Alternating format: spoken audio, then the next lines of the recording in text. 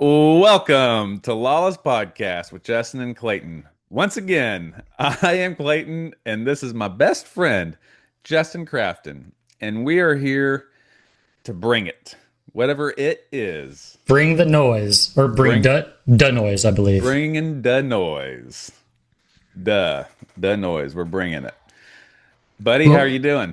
what was it that was it Wu Tang had bring the ruckus? Yeah, Is that, yeah, they is that did. what we're about to do? Is bring the ruckus? Bring the motherfucking ruckus. That's right. Bring the ruckus. This guy knows what I'm talking about. Hell yeah, this guy's on it.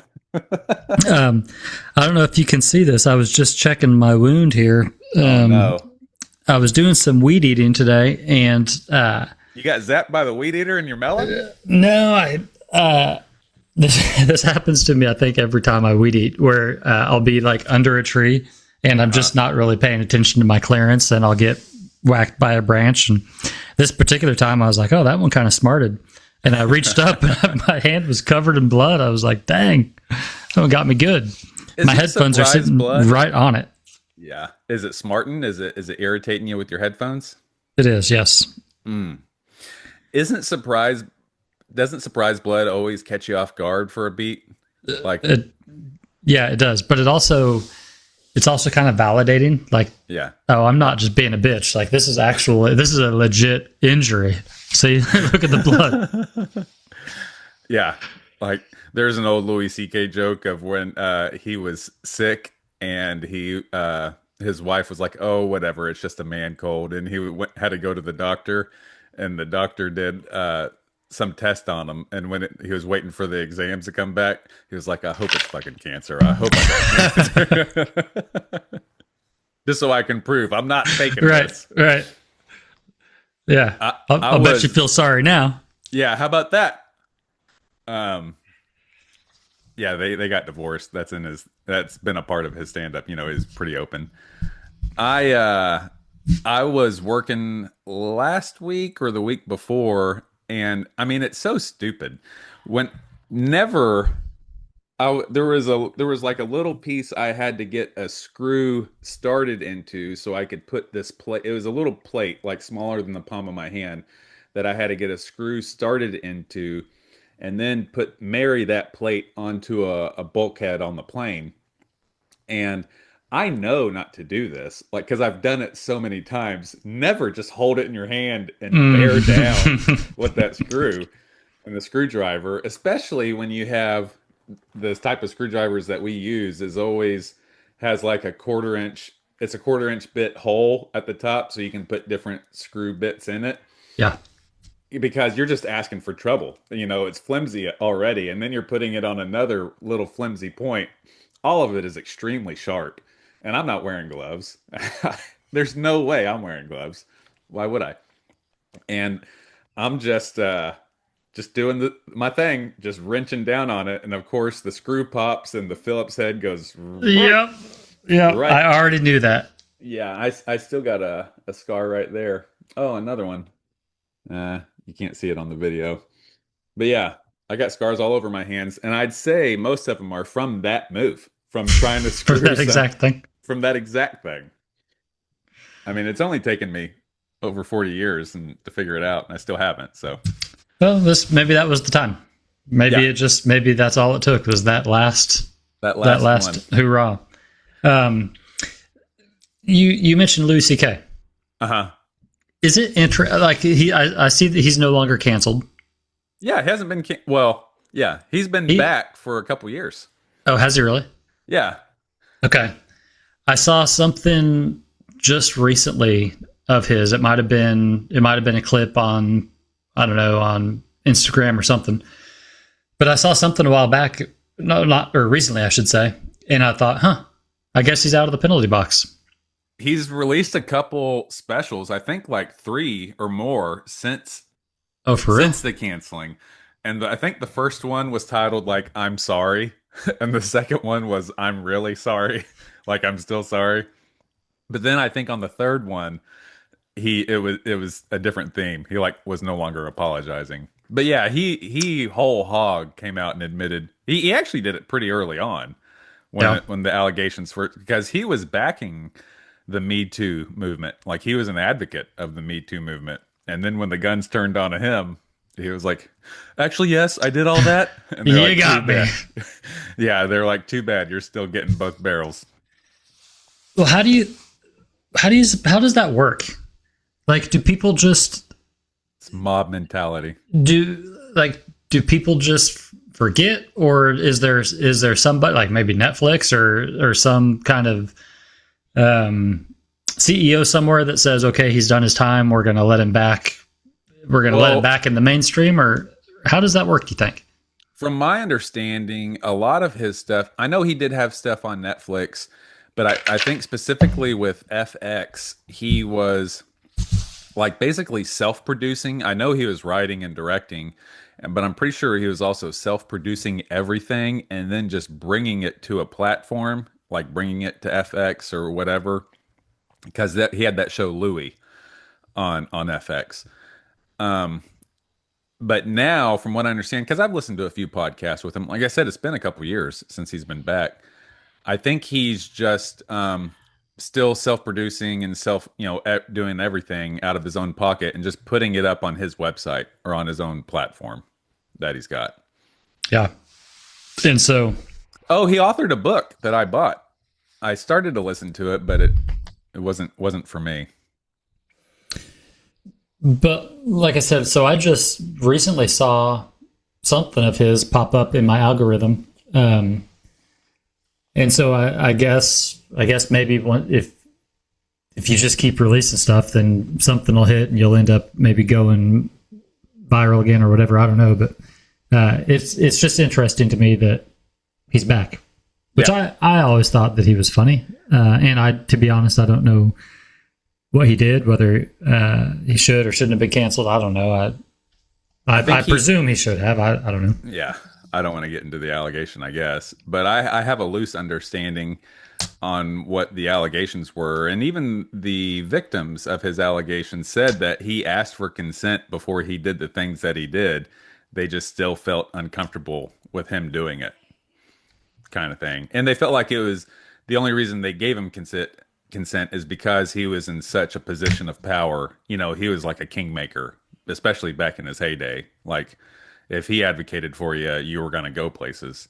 And so they felt like they couldn't deny him consent to do the things that he did, Yeah. which I get. Yeah. What have you been doing this week? Oh, man. I've been doing lots of things this week. I've been attacking loved ones.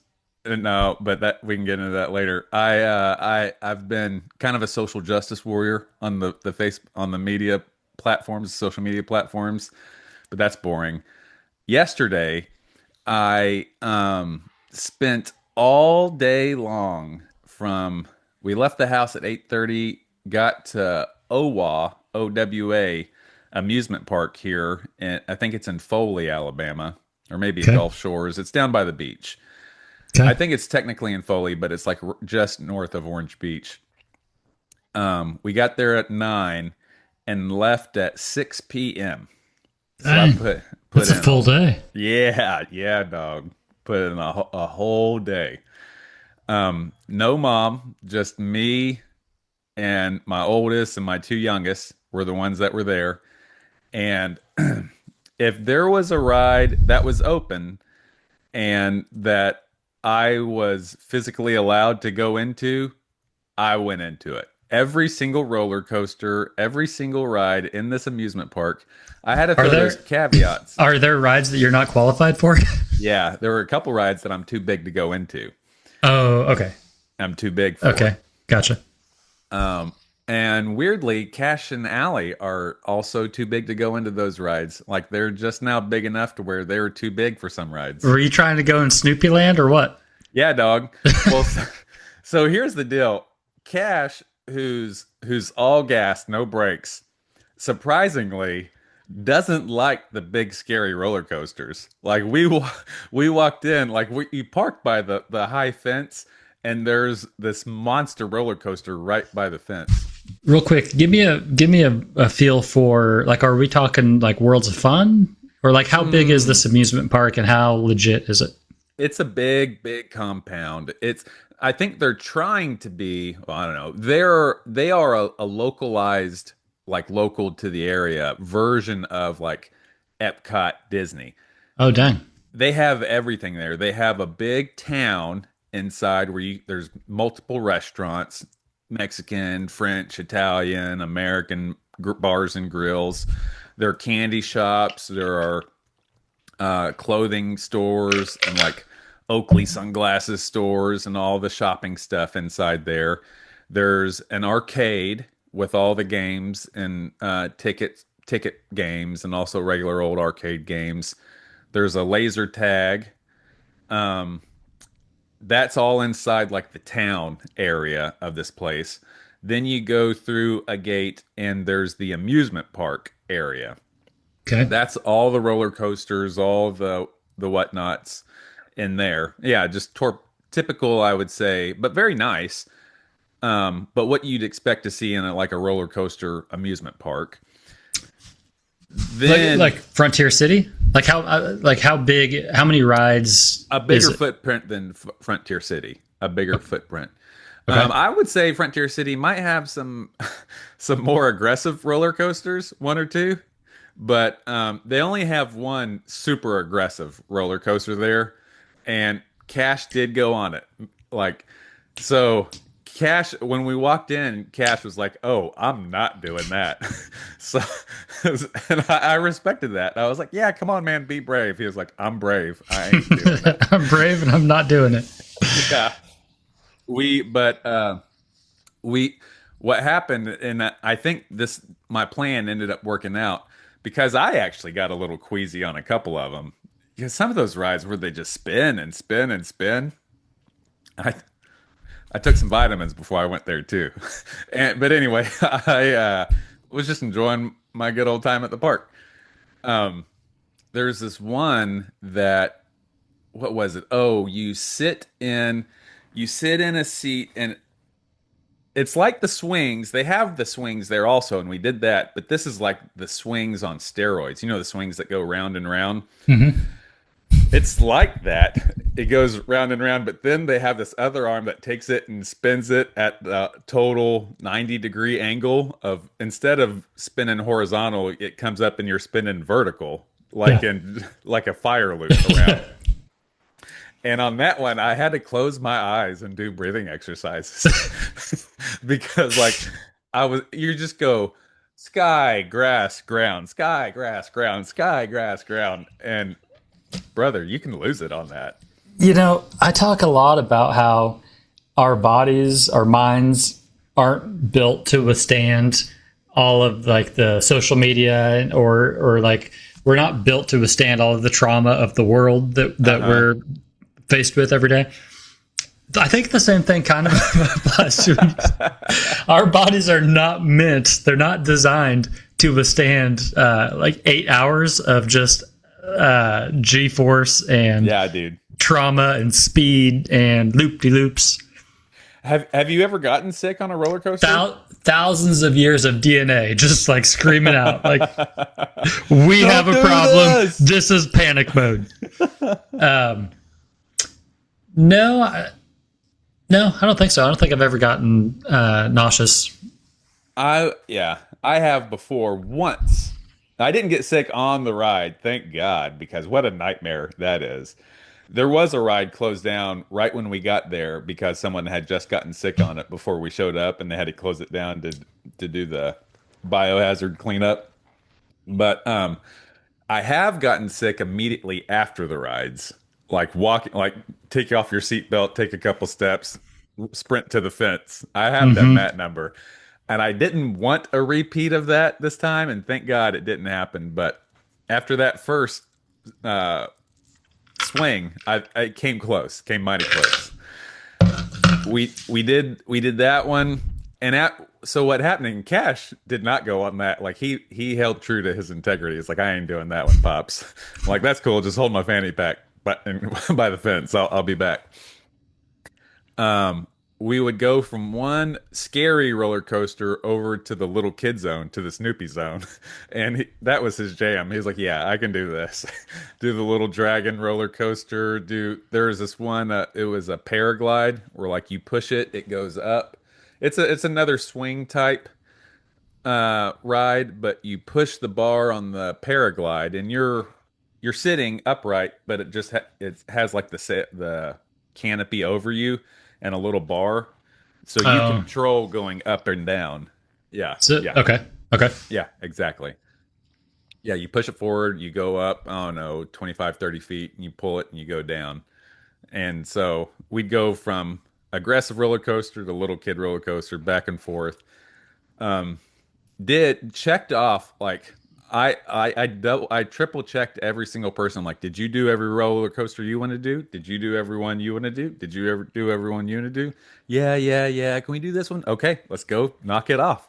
And so like I was clocking in, doing Hmm. every single ride. Me and Cash, I thought it was gonna be a little bit cooler than it was, and so we did have to go buy a shirt, me and him, just so we weren't sweating our pits off the whole time. Me and him went and got some t-shirts.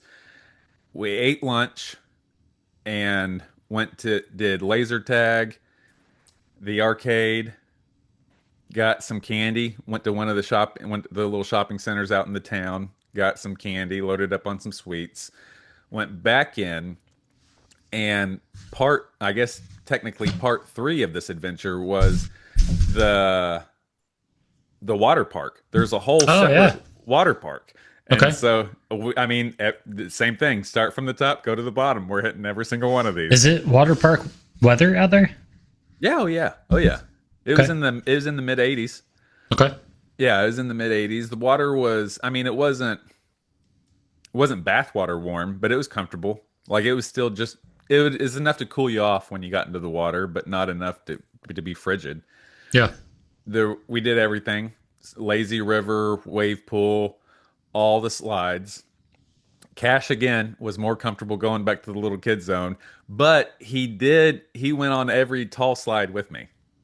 Okay. And one of them I thought we were gonna flip the raft on. Is this big green one where it goes like or the water amusement. What do you call it? A water amusement park? Just water park is what I would Oh, call it. okay, okay. The water park is mostly indoors, but there's an outdoor portion. And on this one green slide at OWA, it's like it starts inside, goes outside a couple times, inside, outside, and then ends back inside. And that's the big boy. You have to have a two-person raft for this one, a two-person floaty, whatever tube.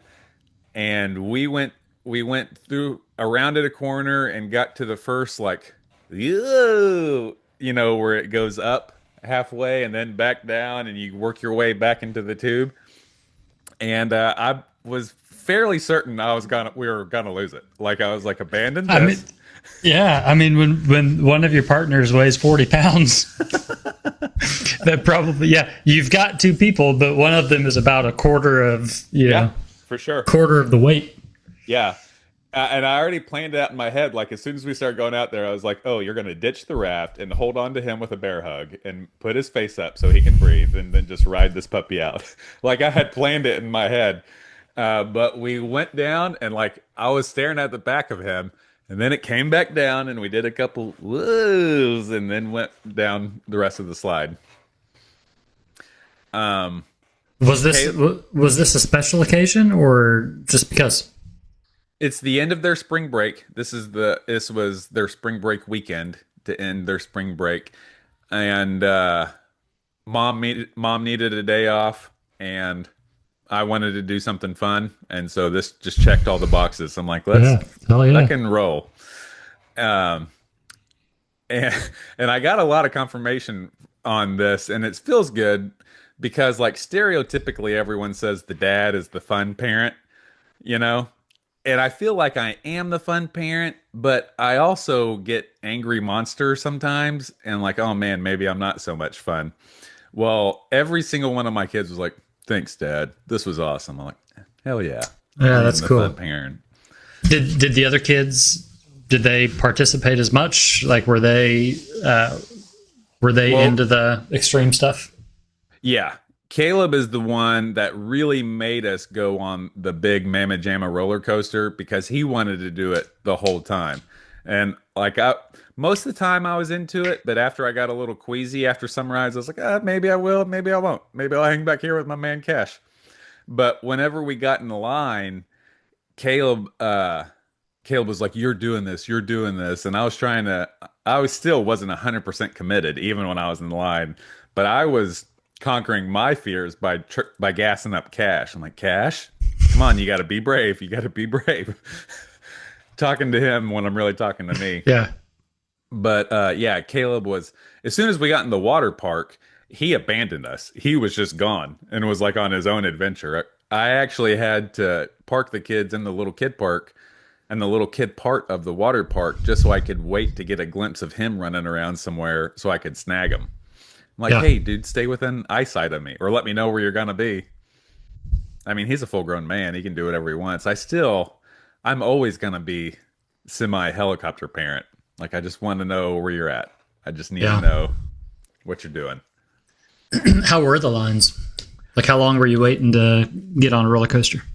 Oh, I mean, there were 10 minutes tops. 10 minutes top.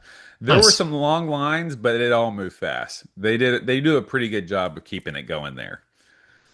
Yeah. The water park was a little bit longer. There were some exceptions to that, but even then, you're constantly moving. Like every minute, you're taking a step, taking a step. That feels good. As long as, even if you're just doing zigzag back and forth, the fact that you're moving feels like you're making progress. So that makes it a lot better. The last amusement park type thing, it was a carnival actually. The last time I went on a ride Those that I was always actually sketchier. Dude, we went to the Rose Hill Fall Fest a couple of years ago now. And those gypsies do not care about safety. And I was never more concerned about it than when I was on the squirrel cage with Silas. And this is the one where it's one big arm, I guess, and at each end it's got these cages that can spin freely, or you can hit the brake and it'll lock it in place, Oh, yeah. But it's constantly going up like this, and so you got centrifugal force.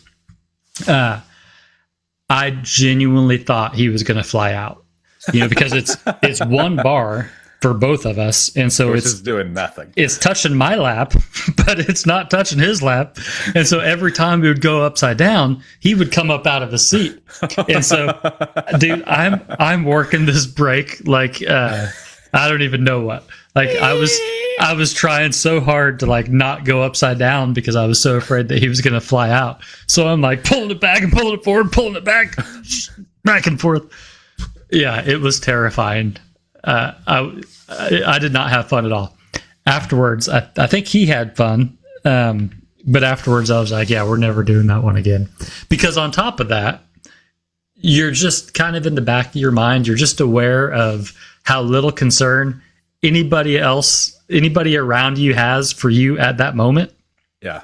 I was terrified. And some dude with one tooth and a wife beater's trying to talk to a 16-year-old girl. He's not looking at any of the gauges. He doesn't give a shit. He's going to calling for help. Stop. Yeah. He's just doing his thing. So you go to school around here? Like, hey, dude, check the gauges. Got some free tickets if you want them. So you can hit the...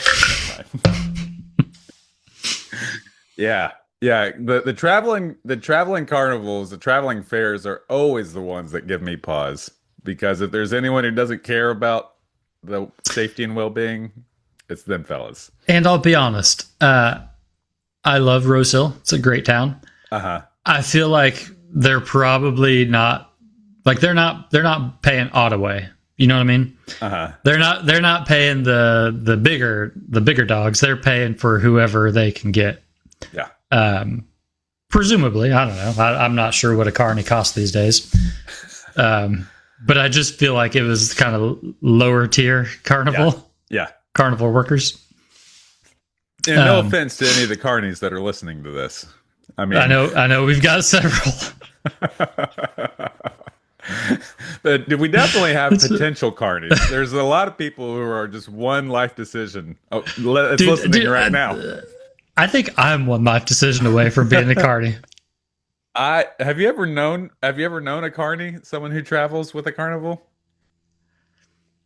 You know, I actually know a handful.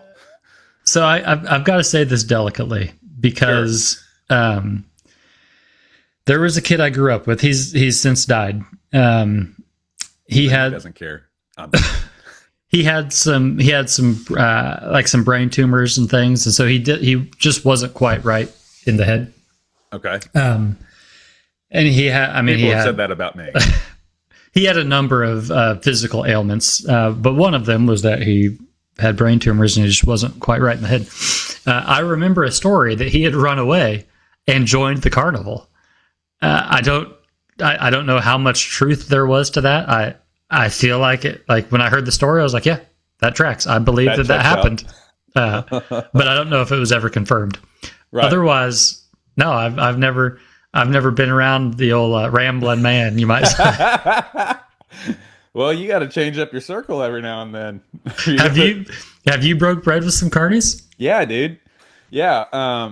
J.P. Miller, one of the house parents that that was a house parent at the group home I grew up at. His family was carnies. He had stories of like from a long family tradition of carnivals. West Virginia carnies also. So I mean, they're going up and down the Appalachians. Okay.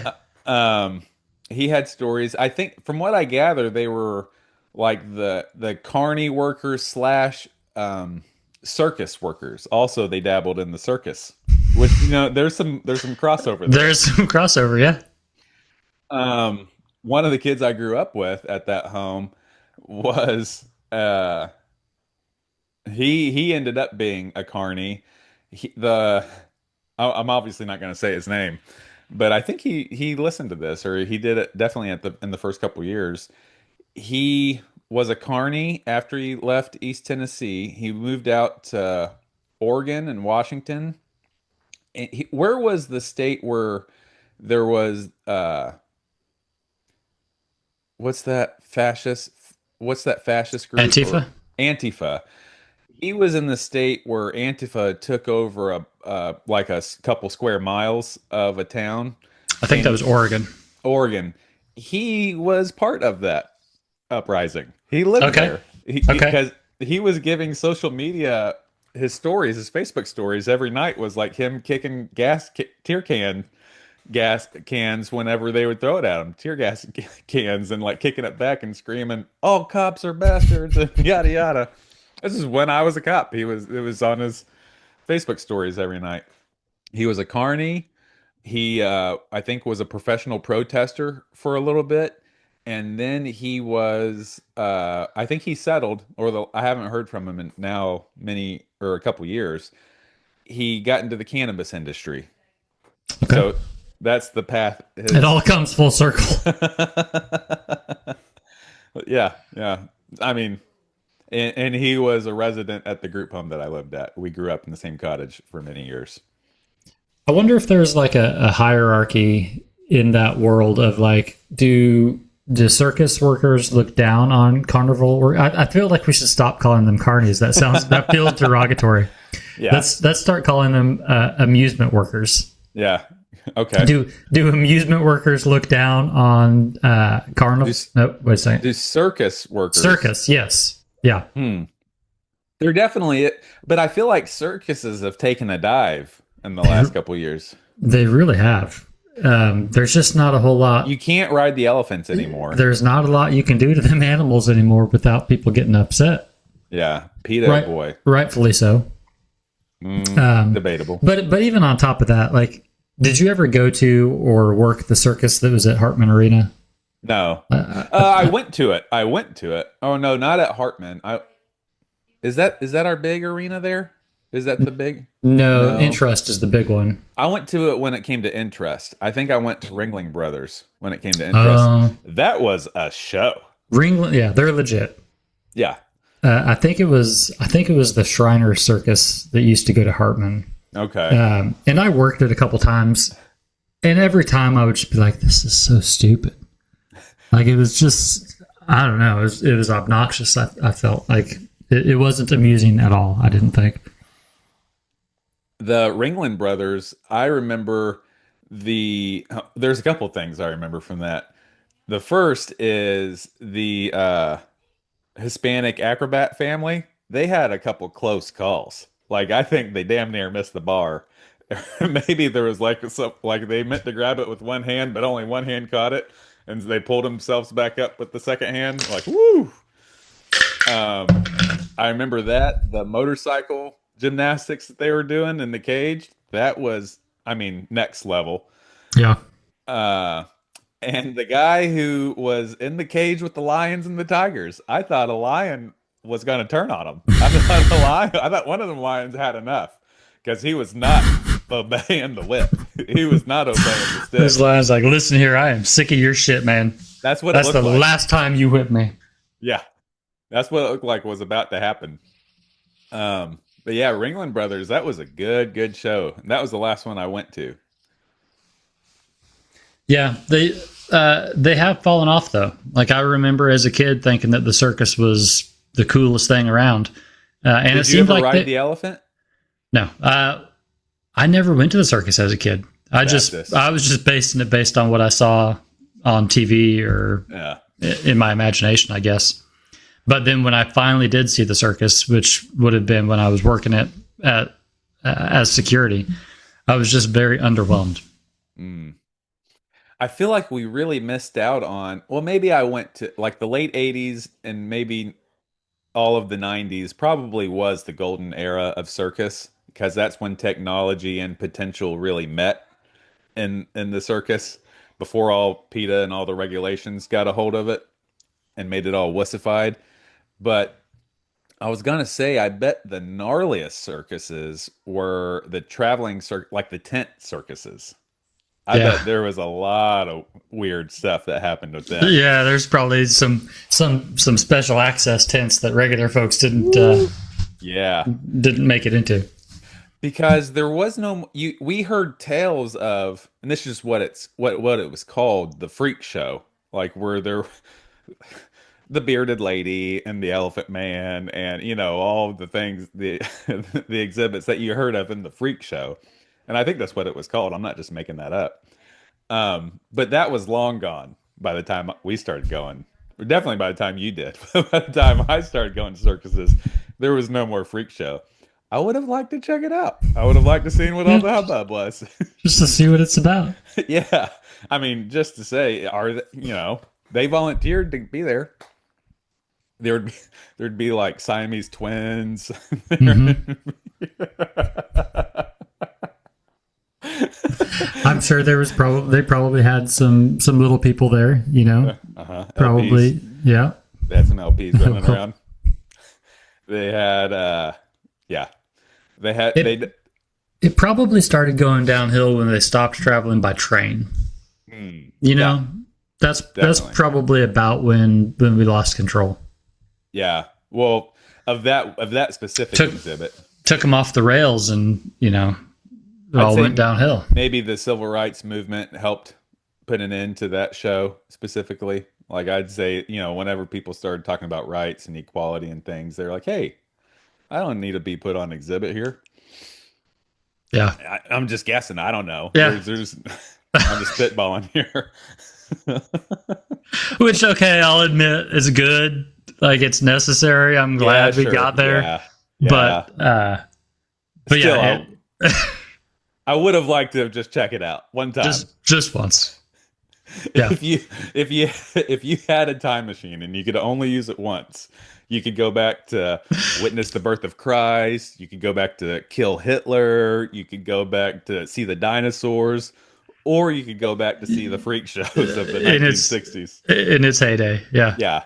Maybe I'm checking out that tent, brother. Maybe I'm going in there. Maybe we'll have a resurgence. Who knows? I know Riverfest is coming up. Okay. Maybe we can talk to somebody about getting a a new exhibit or a new party. A new special tent. You gotta. Did you ever go to Riverfest? Oh, all the time. Yeah. Was it had it been cleaned up by the time you went? I don't know. It definitely seemed. I've actually went to one of them, like, or a couple of them in the last 5 or so years. Okay. Whenever we were living in Georgia, we went to a couple River Fest back in Wichita, and our trips back home. Yeah. It definitely seemed tamer, more milder. Definitely not as Yeah. much as it used to be. Well, it used to be. It used to be.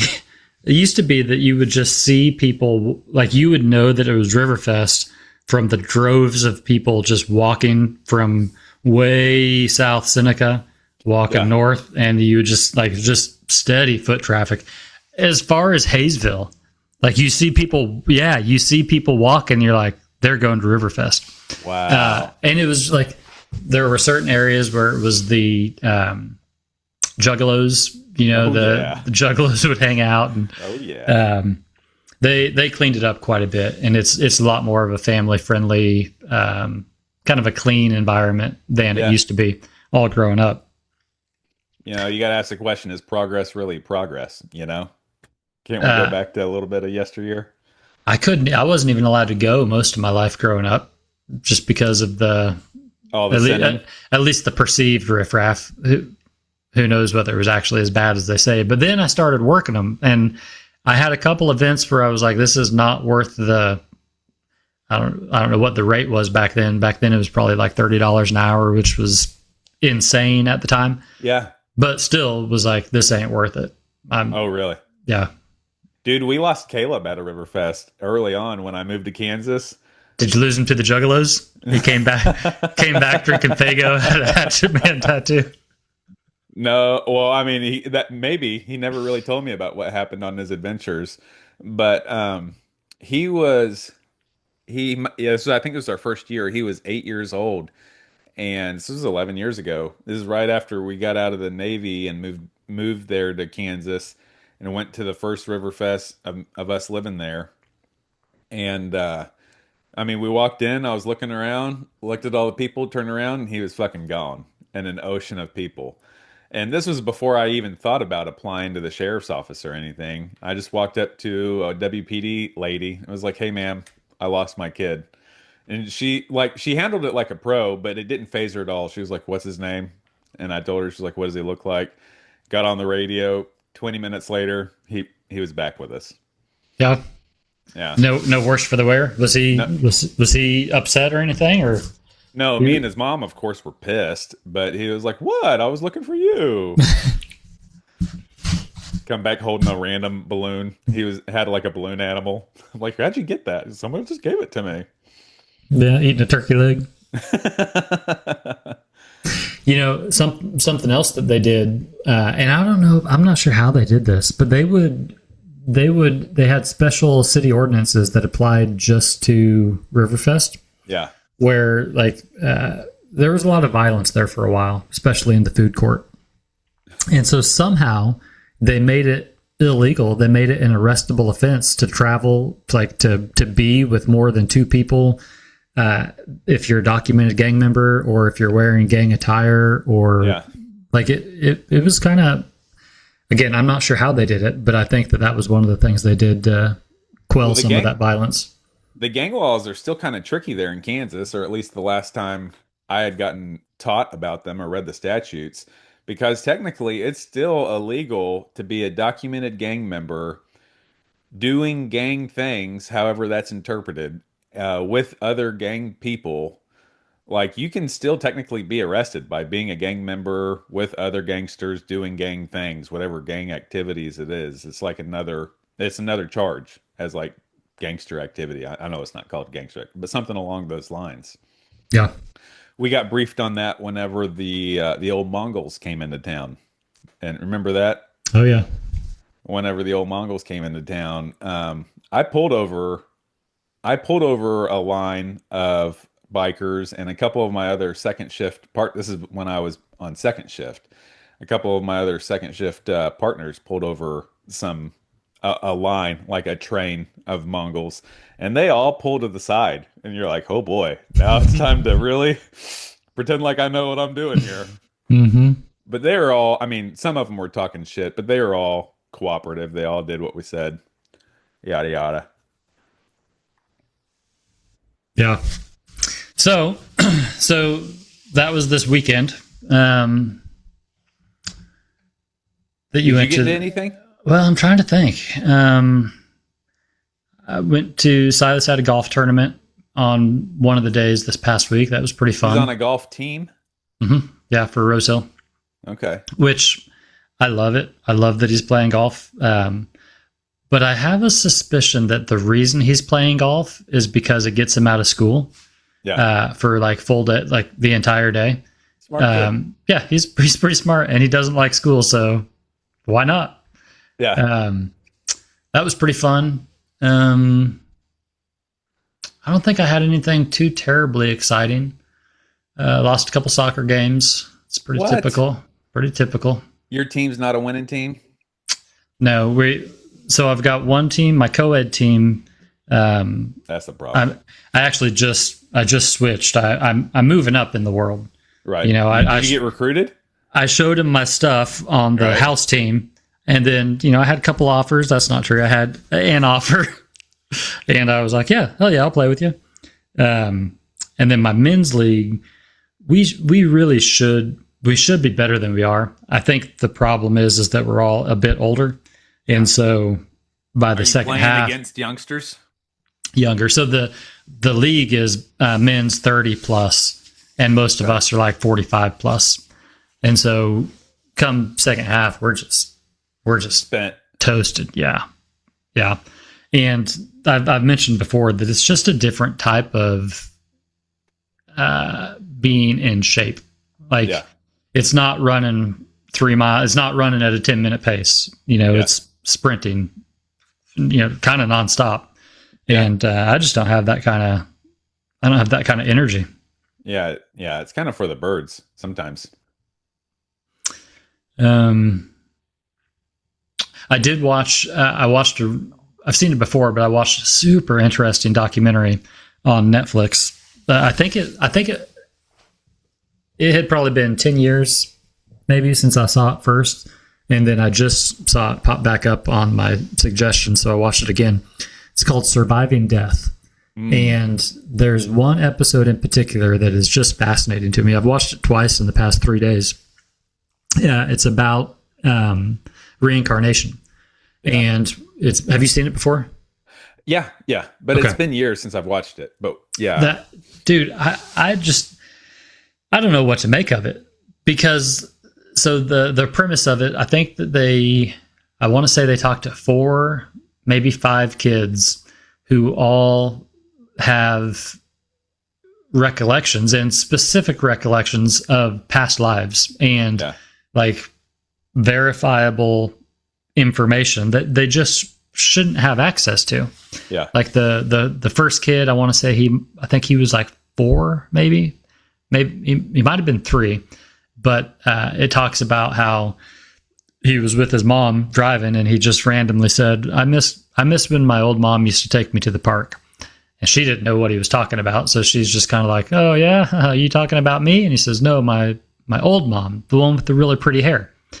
And she's kind of like taken aback. So she reaches out to this professor who studies this sort of thing at Virginia University. And in the documentary, it shows him interviewing this kid. And he said what his name used to be and what his mom's name used to be. And she didn't know these people. So this professor looks him up, and sure enough, this person's mom was this name, and so he brings pictures of the old house, brings pictures of his dad, and he's got one control picture and then one picture of like a lineup. The dad, yeah. And one of the things that's super interesting to me is you can see the kid's face, like you can see how his face lights up when he sees his dad, or when he sees the old house, or the playground that his dad used to take him to, or he sees his mom. And it's just like that's one story. that I just can't quite wrap my mind around. And then it talks about there's another kid. They don't talk to him very long. But like, I want to say it might have been his great grandfather somewhere in his family line. He's just got all of these characteristics that his great grandpa had. And it talks about how he was just always so fascinated with his fingers, and he would just look at them, like, just feel stuff with them, and was mesmerized by them. And it talks about how his great grandfather lost his fingers in farming accidents or industrial accidents. And there's another kid that said that his name was Jack, and he always wrote his name Jack 3. And the story goes on that he was in an airplane. He was shot down in Iwo Jima. He told his dad what the aircraft carrier was that he was on, and all of this kind of stuff. And it's all verified. And It's just, I can't wrap my mind around it. I don't understand it. That's cool. That's how they pick the Dalai Lama. Whenever the Dalai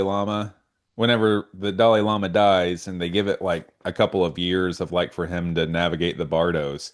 But the Dalai Lama is supposed to be one of these. Oh man, I forget the term of it now. But there's a term in the Tibetan Buddhism where they're on the verge of nirvana, but they decide to consciously come back to help save other people. Mm.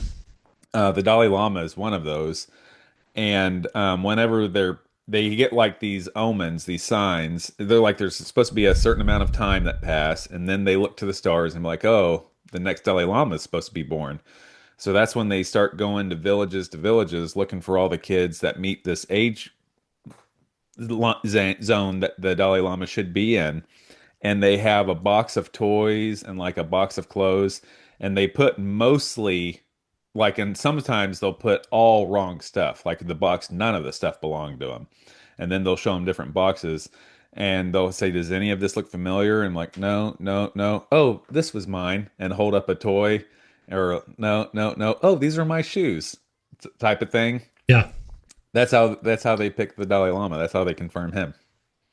That sounds a little bit like the birth of Christ. Yeah, yeah. Look into the stars, and you've got the wise men from the east. They come bringing gifts and things like that. Yeah. I don't know enough about it to know that is the common belief that everybody reincarnates, or that, like, it wasn't clear to me. It seemed like all of the kids in this particular episode all had tragic endings to their lives, or not even like the life they lived before had a tragic ending, right. Like it was cut short. So I don't know. I wonder if it would be just people that didn't fulfill their task, or if we all just come back. I don't know. I guess it depends on what typical theology or whatever you subscribe to. But in Buddhism, I heard this from Duncan Trussell talk about Buddhism, and I've heard it again on one of my Buddhist books. But in Buddhism specifically, they say that imagine sorry, I'm putting my phone on Do Not Disturb. I thought it was already. Chuck Sirens was calling me, and he listens to this. Chuck, sorry, I didn't answer your call. In Buddhism specifically, they say that imagine a bird or a dove is holding a strand of silk in its mouth, and he's flying over a mountaintop.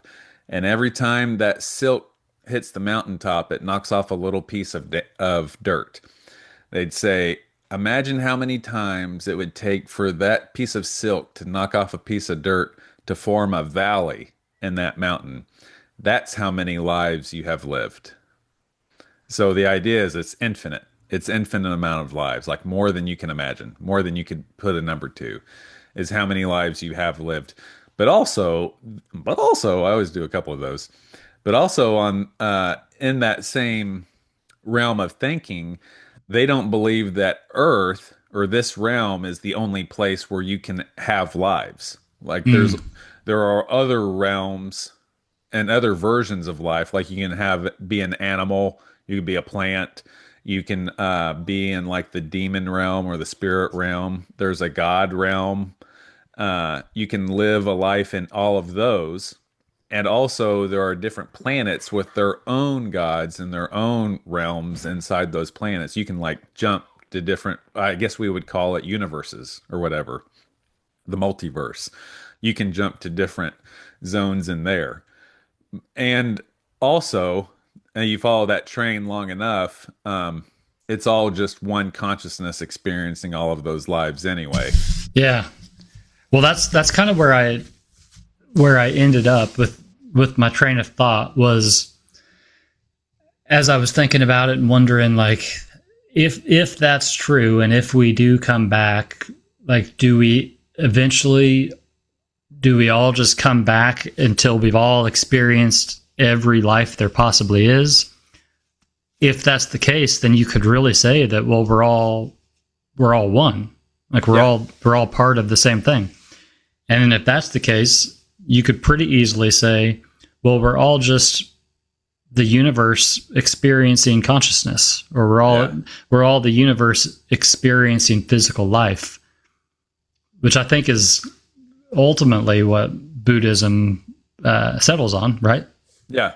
That Yeah, ultimately we're all just consciousness Hinduism says the same thing too. having a physical experience.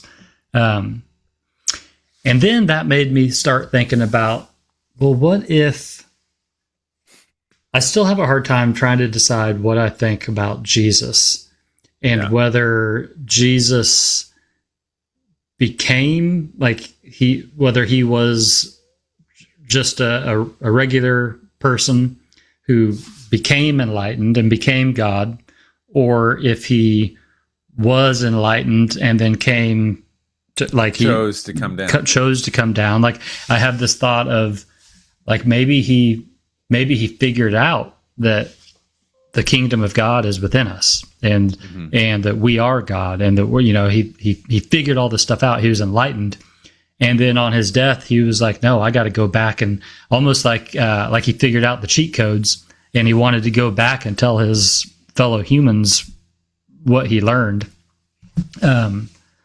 That's part of it. If you follow the hero's journey interpretation of the Jesus story, that's part of it. Yeah. Yeah, Campbell talks about this, and there are some videos on the YouTube. I'm such a boomer. That that condense parts of the Hero of a Thousand Faces, which is where anyway that can condenses some Joseph's theology in there or whatever his messages that says Jesus, like the hero's journey interpretation of it is that Jesus died to this world, which would be like he finally killed this earthly desire. He had to go to hell and face those monsters. Like there was no escaping. He had to go down there and face those things. Only then could he go to heaven after that. And part of the hero's journey is like one of the last phases, or one of the, anyway, is returning back to where you came from to bring the good news, to bring the boon. And so like he went through this ego death, faced his demons, experienced bliss and nirvana in heaven, and then came back as the ultimate boon giver, as the ultimate savior.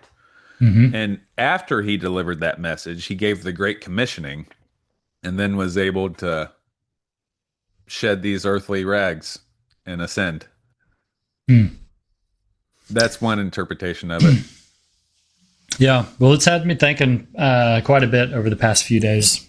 Got me pondering what it all is. You know, you might know this. You can say it with more definity than I can, because I can't remember what gospels it is. But you know, every gospel has a slightly different version of the childhood Jesus story, of like either where he was born, what happened to him after he was born, what towns he went to, yada yada. But and I know in some of the stories he goes to Egypt. They escape. Is it Herod that's doing the census and killing all the babies? And they flee Israel altogether and go to Egypt. And he comes back as a 12-year-old, something like that. So in his first 12 years, he goes down to Egypt. I've heard plenty of theories that he is exposed to like this. Oh, I can't think of it now, but almost like the Gnostic, even though it's pre-Gnostic, these ideas of the kingdom of heaven is inside of you, and all of these like Unitarian, uh, mystic, deeper understandings of the religions in Egypt. And then whenever he comes back is when he's actually teaching the rabbis. He's like, "Oh no, this is I'm on my father's business now, son. I know I got all the secrets because he learned it in Egypt." That's one Hmm. hypothesis I've heard, one theory.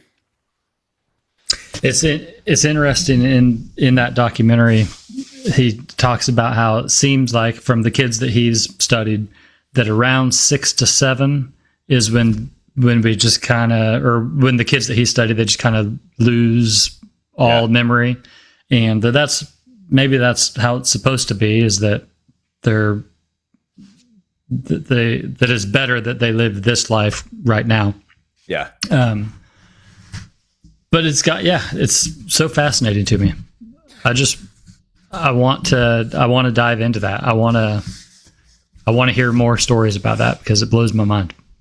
In that same series, isn't there like an episode or two that's devoted to near-death experiences?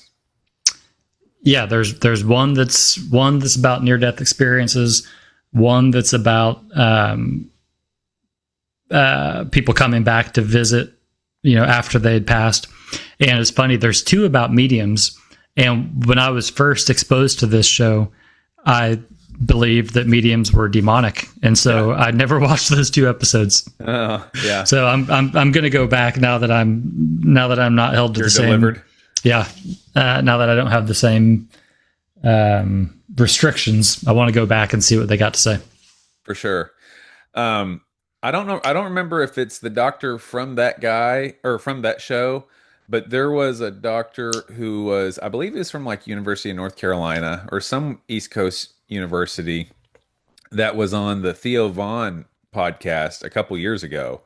This is when I was living in Georgia, so it was maybe like 3 or 4 years ago. I remember when this episode came out.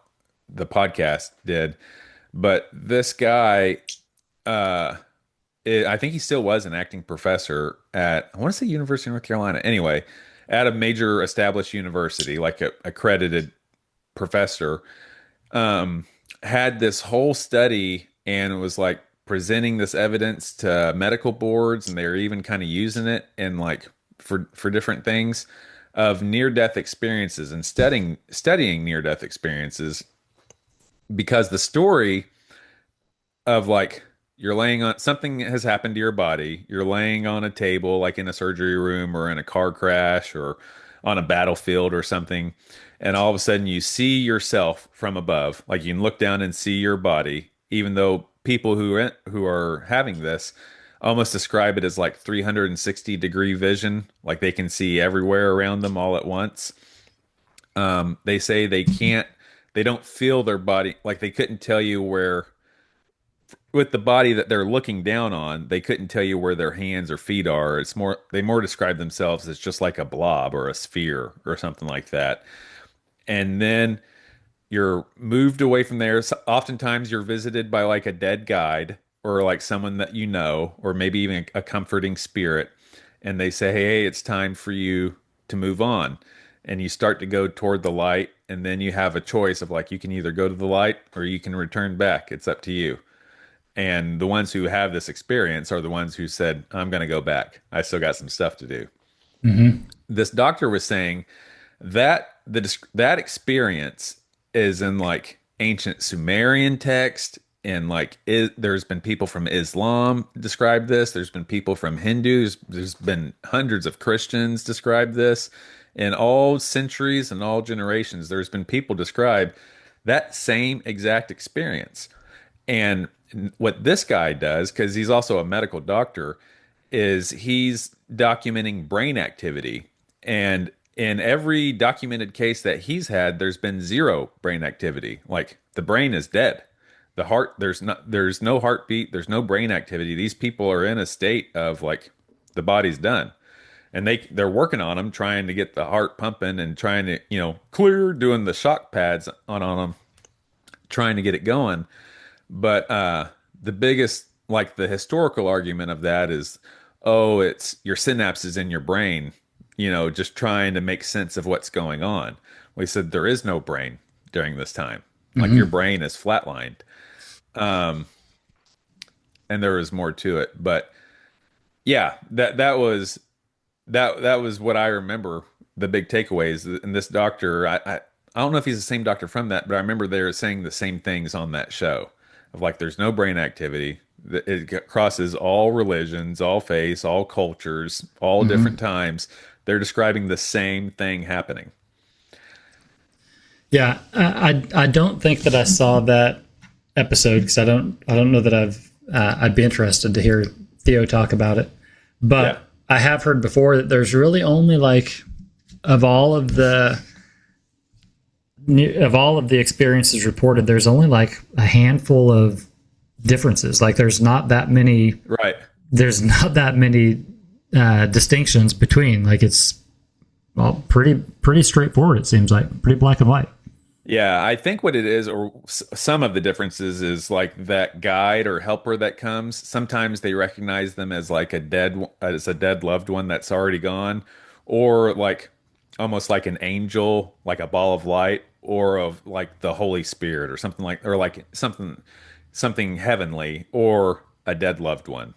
I know that's one of the differences that people that have been documented in that. Mm-hmm. But even then, you could say it's just your consciousness trying to make sense of what's going on. So you just put a face of someone that you know on there, or, maybe it's that entity identifying itself as someone that you know and love in order to calm your ass down so you don't freak out.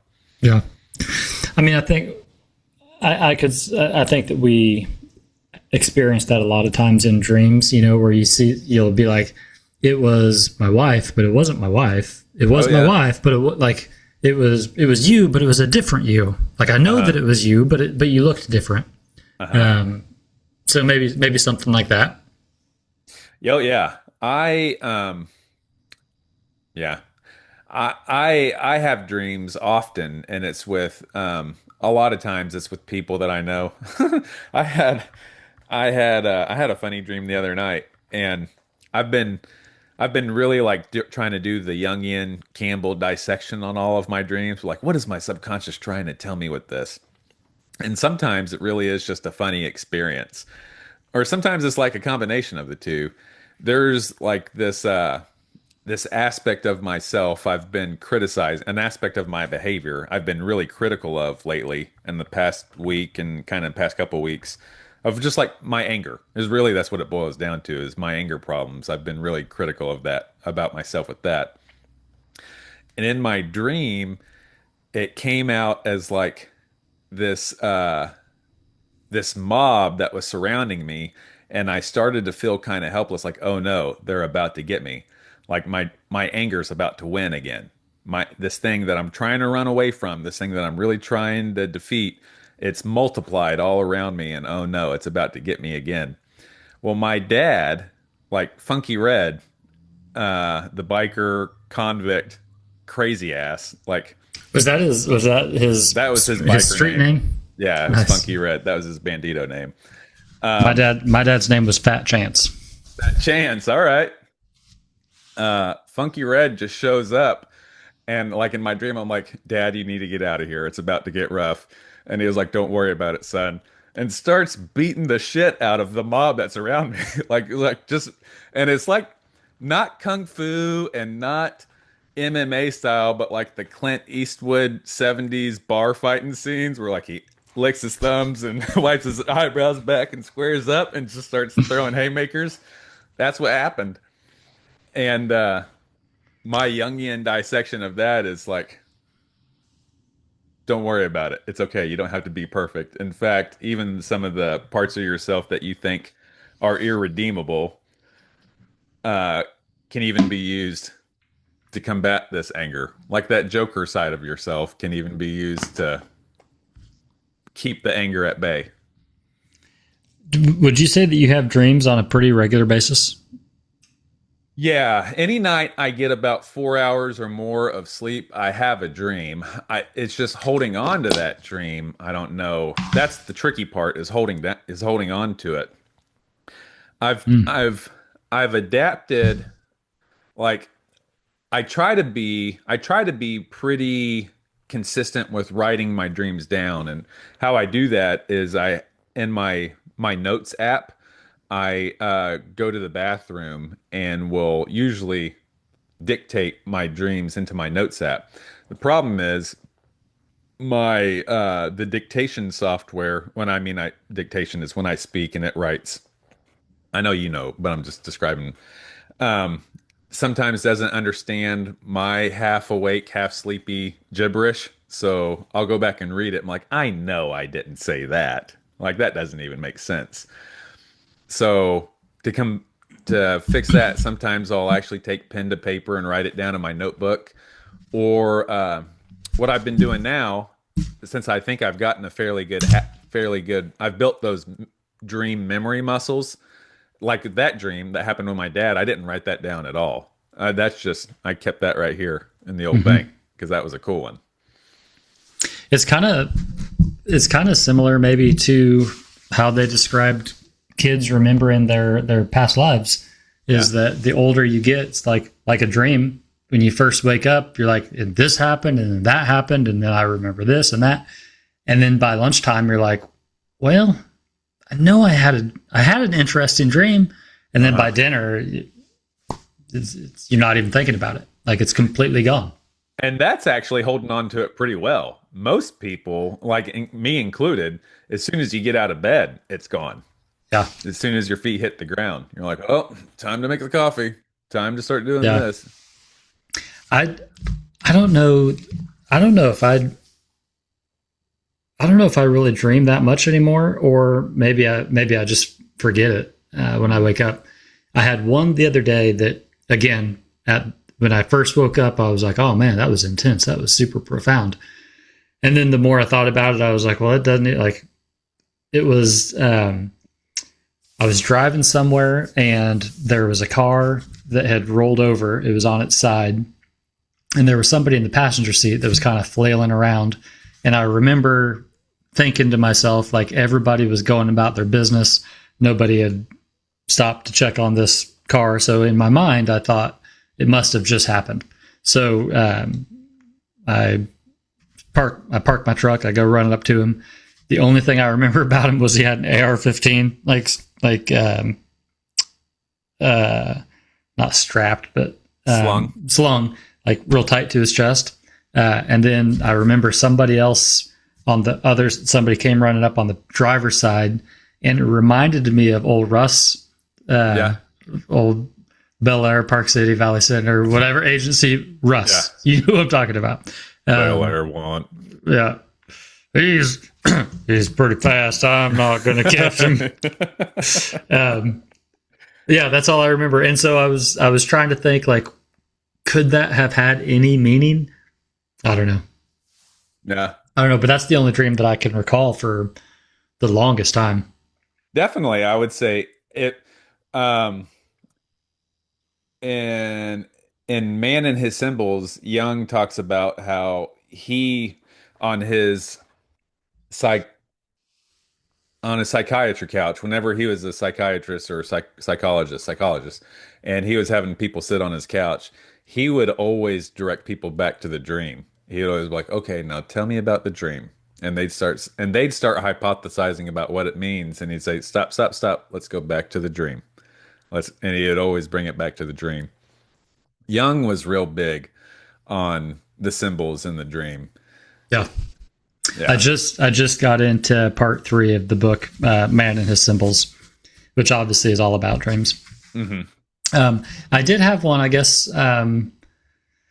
maybe 2-3 weeks ago. Margaret was staying over, and I woke her up because I was having one of those dreams where I was like yelling in my dream, but I wasn't actually yelling. So It was just like She said she thought somebody broke in. She thought I was fighting somebody. And I have no idea. Like, I remember she called me from the other room. I woke up because my phone was ringing, and I knew that I had been yelling. I guess I was awake enough to know. Yeah, no, I was just having a dream. Like I knew that I was doing it, but I have no idea what I was yelling at or what was going on. I used to have those pretty frequently. Yeah. I have those. You wake up like out of breath, because you're so exasperated in your dream. Yeah. You wake up out of breath. I have some. I had one recently, and man, I was trying to think of it because I was willing to be vulnerable and share, but I just can't remember. I know it's in my notes. Of I woke up. I was crying in my dream.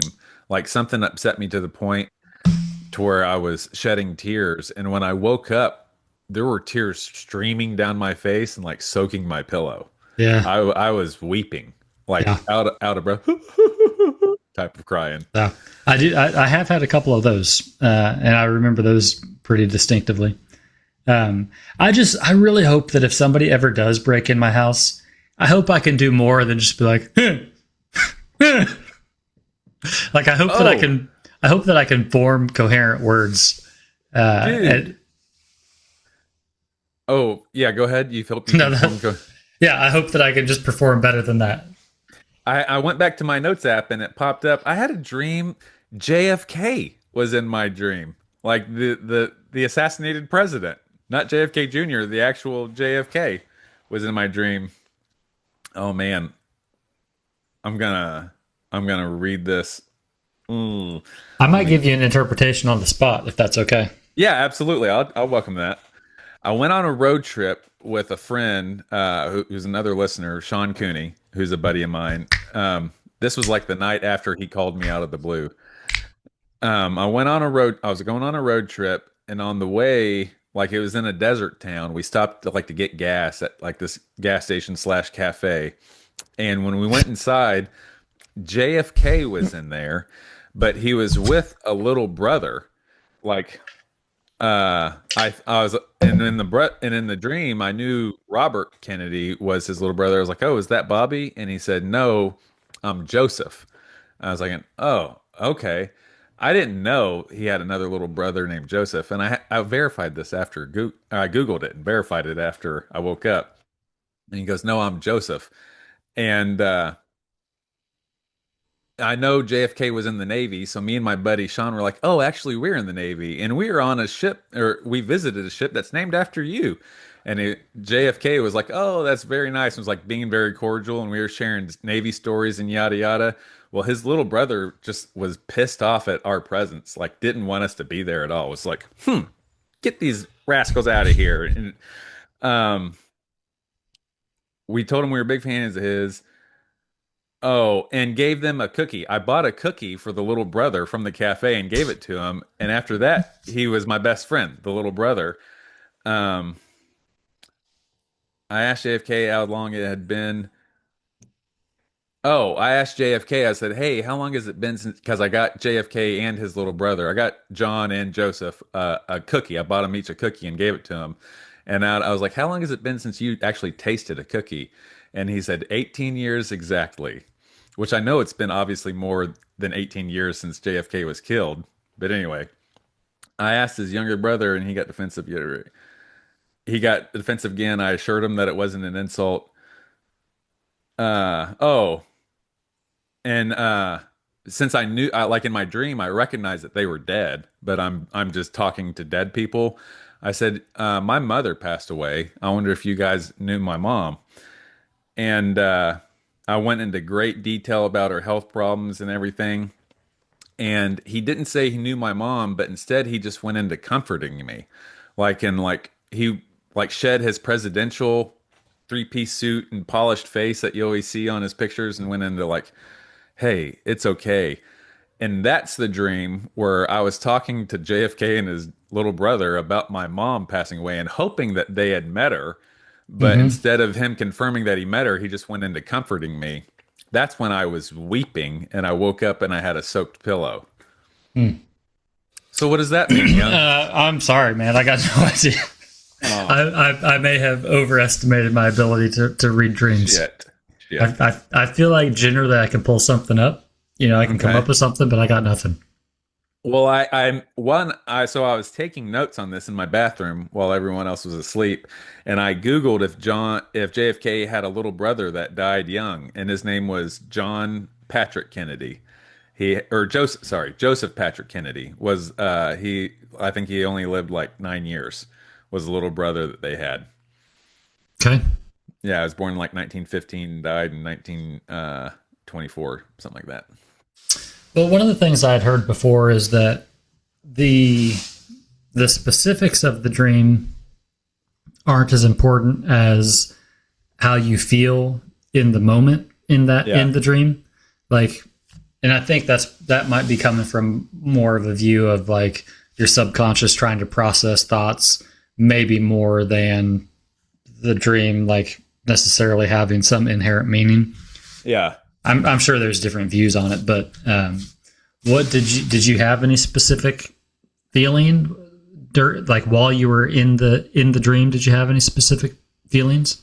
Well, I mean, there was a couple of feelings. I definitely felt like I was reconnecting with an old buddy of mine, an old Navy buddy of mine, Sean, and we were going out west, driving through the desert. It was like in a convertible Cadillac. I'm picturing like I'm picturing like some kind of old western kind of music, like guitar, you know, like Yeah, fever dream kind of yeah, thing. for Like sure. I could picture zoomed out, and you're just driving down the highway, and there's nothing but your tail lights, you know. We're wearing sunglasses, just arms on the back of the Yeah, chairs, just vibing.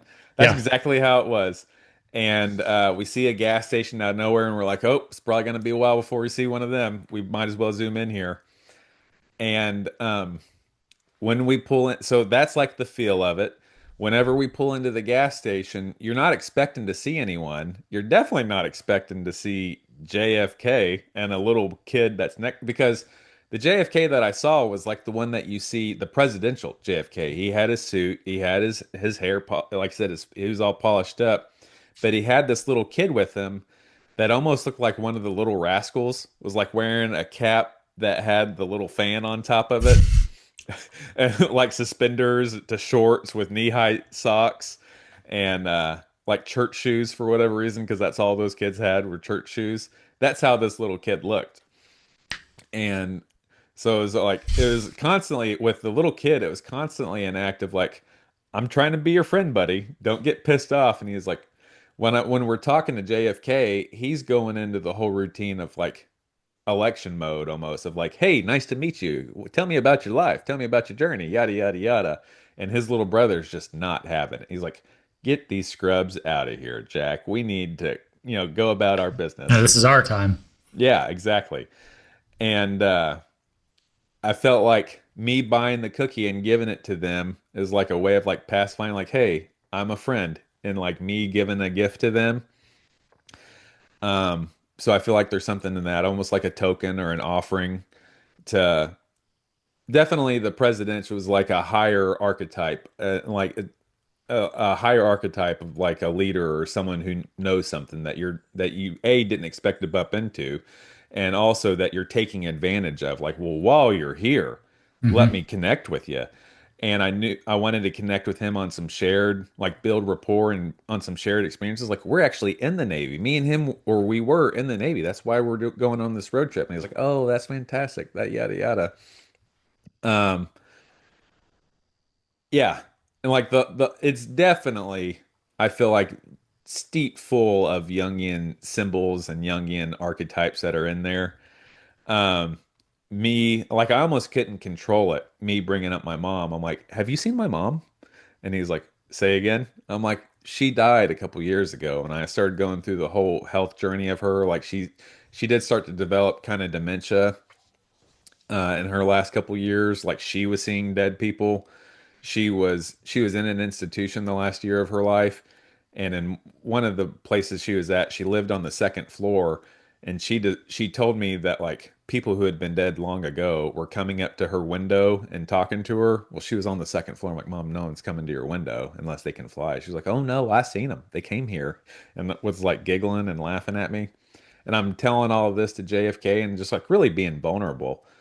And I'm really hoping, like hope beyond hope, that he can tell me, yes, I've seen her. Yes, she's doing great. Or yes, she's with you. But instead, he didn't do any of that. He just put his arm over me. He was like, buddy, I'm sorry. It's okay. You can get through this. And then I just start weeping. And that, like, I think that's what woke me up. My body shaking from me weeping, me going, like losing the Mm-hmm. breath. Mm-hmm. And like I said, when I woke up, I felt both sides of my face were just wet. And when I leaned over, my pillow was soaking wet. I had been sobbing. Mm-hmm.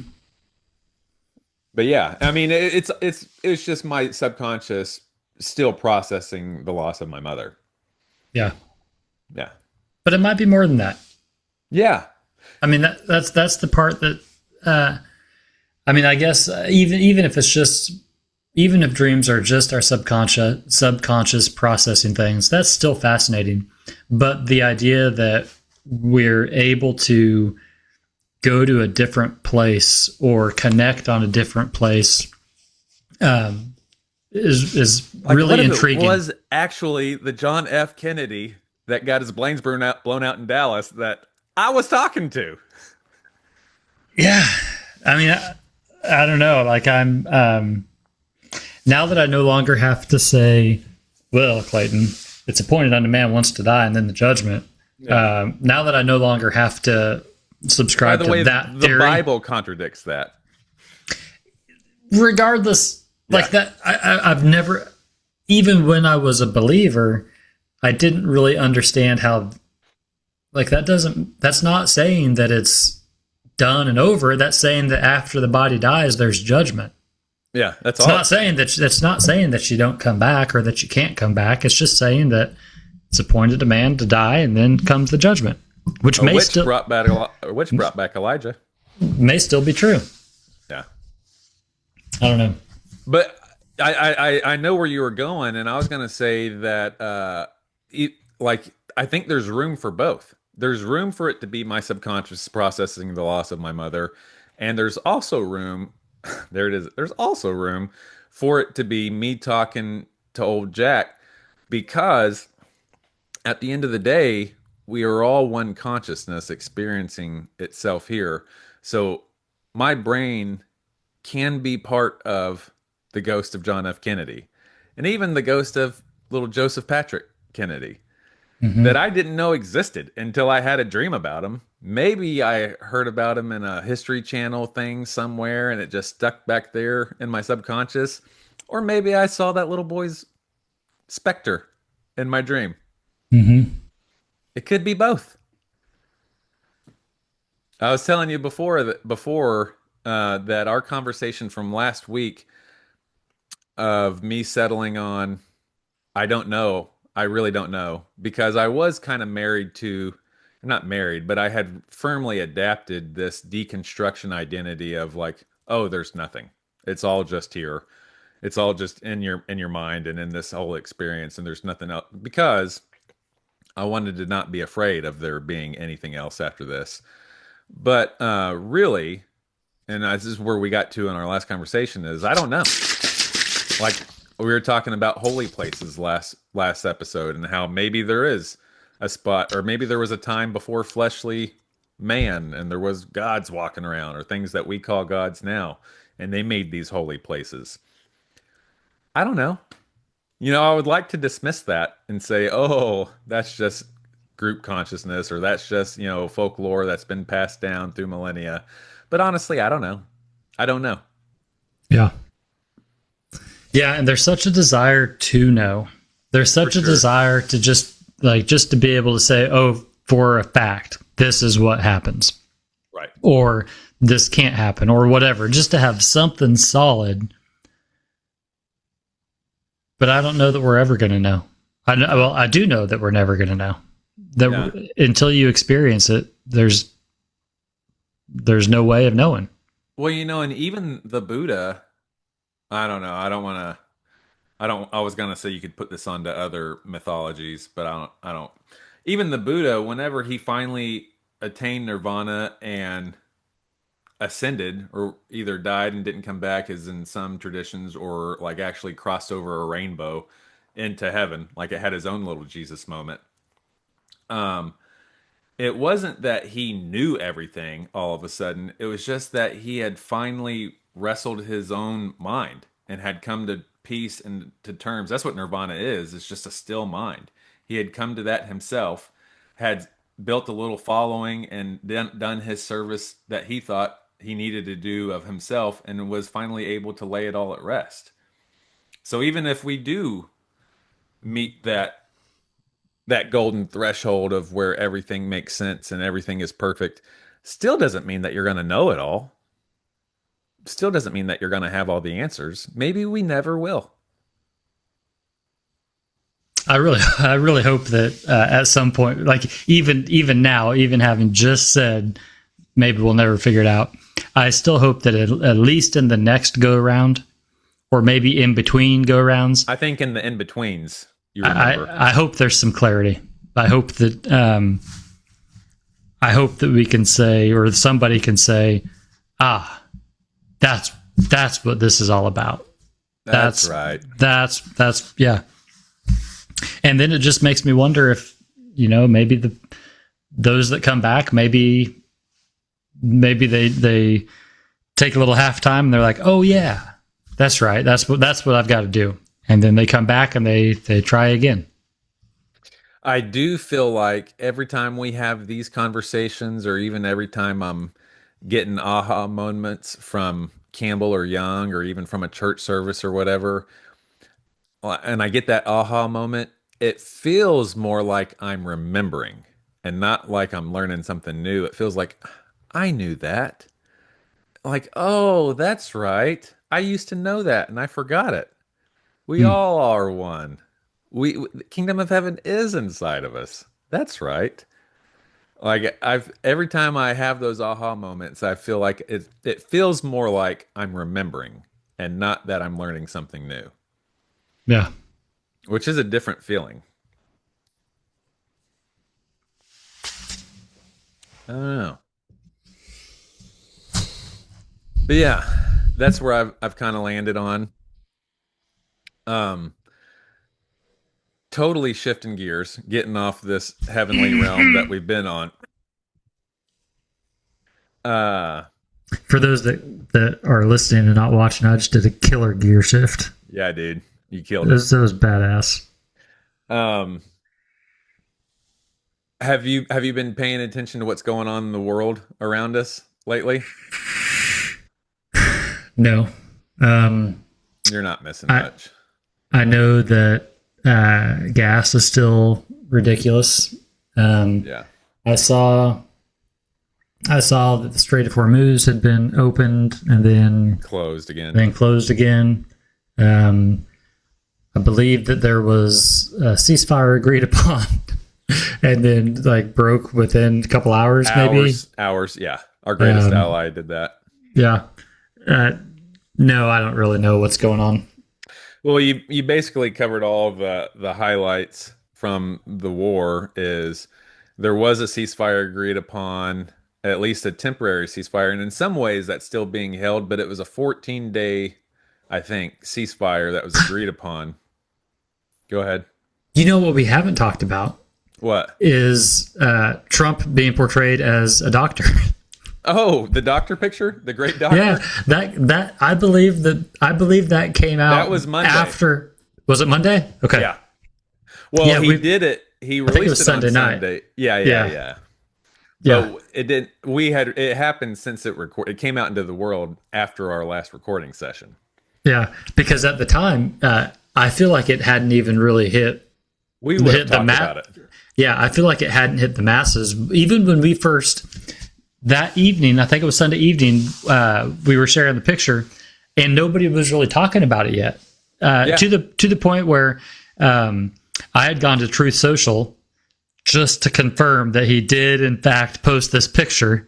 That's what happened. Is because the week before that, you got a True Social account just to verify. Yeah, he's the only one. He's the only one I follow. And so after we recorded last Sunday, I went out back and was looking through Instagram and saw OAF is a channel that I follow on social media. You should follow that. It has like a black background with either yellow or green lettering. OAF. It's operator as fuck is what it stands for. But he does a really good follow on like that sphere of the world. OAF posted that picture of from Donald Trump's True Social of him in the Jesus garb. There is no other way to describe that. No, except have you seen the post or something where his press secretary had referred to it as a doctored photo? And people are surmising, is it possible that when he heard doctored photo, that he thought that it was a photo of him as a doctor?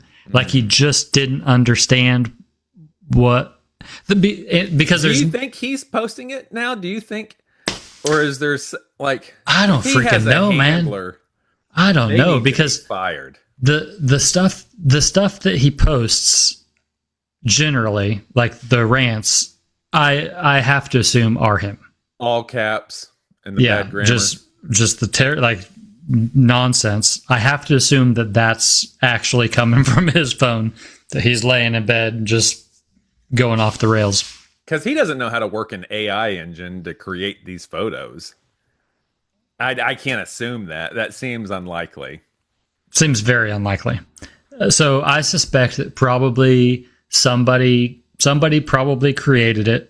And honestly, it was probably like an AI bot or farm or, whatever. Yeah. From one of his fake fan clubs. And then I'm guessing that he took it and then reposted it himself. That's my guess. Do you remember any other details about it? It's him in the Jesus garb. There's a patient on a medical table in front of him. He has a glowing orb. Yeah. Coming out of his hand and healing the patient. Yeah, there's like I want to say there's a nurse that's kind of like on the bottom right that's just looking up and admiring him. I want to say isn't there like a soldier and maybe a police officer? Everyone's giving him great reverence, as I recall. And then there's the host of heaven up there with the demon. Looks like this dude's out of Halo. Some sort of a beast. That's it. I'm holding it up to the camera. Yeah.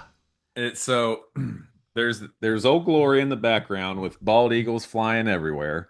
There a couple of, you can't really tell what sort of, it's one of the AI slops of like they have it at different angles, so they just kind of merged it together.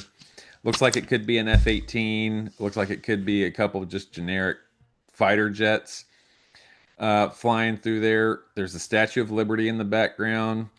There's some sort of government building back there.